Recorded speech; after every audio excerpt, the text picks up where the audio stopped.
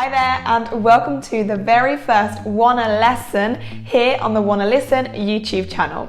My name is Daisy Greener and I am going to be your English teacher from here on out. So I can't wait to help you on your English journey. I hope you're just as excited as I am.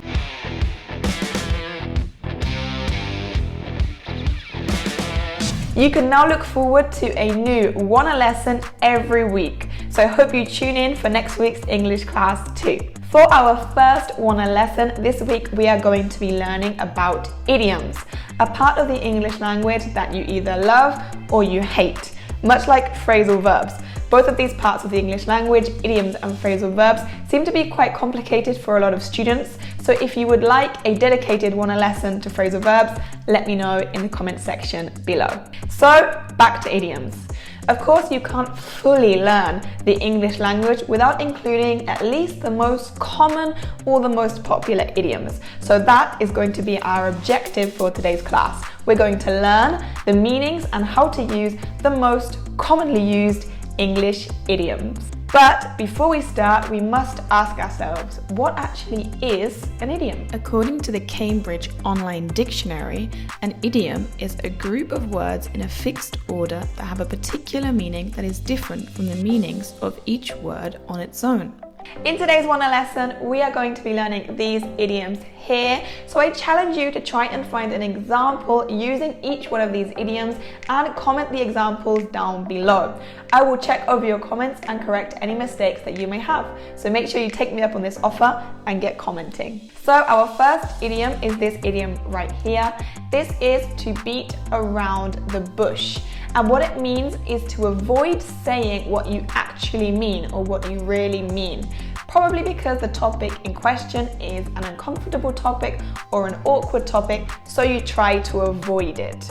An example of this idiom in use could be, whenever my mum asks me for a favor, she always beats around the bush. Maybe I was beating around the bush too much earlier?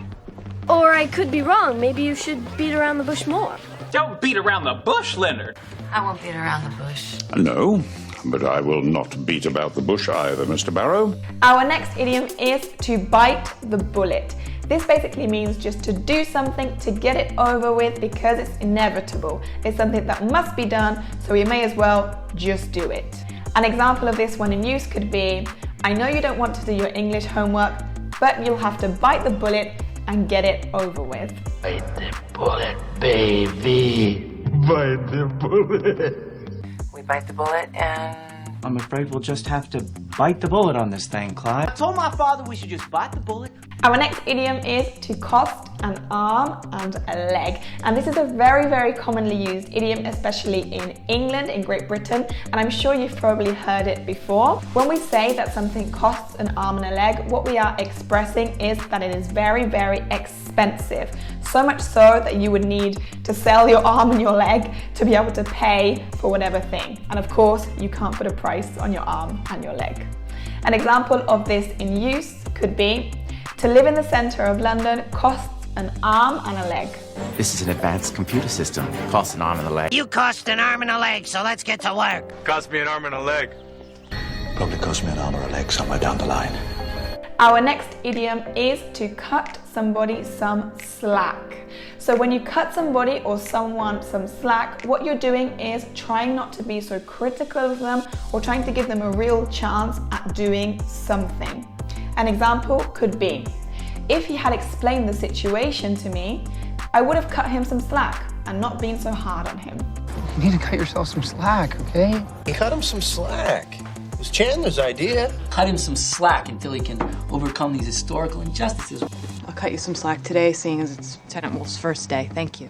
Philip, cut him some slack, please. He's my nephew. Next, we have to get your act together. And this basically means that you need to do better at something. This could be your job, your personal life, anything really. What we're saying here is that you need to get organized and do better to obtain better results. For example, my mum is always telling my brother to get his act together. He is such a bad student. So in this example, we are referring to studies. My brother needs to get his act together with his studies because he's not doing very well. So he needs to get organized and obtain better results.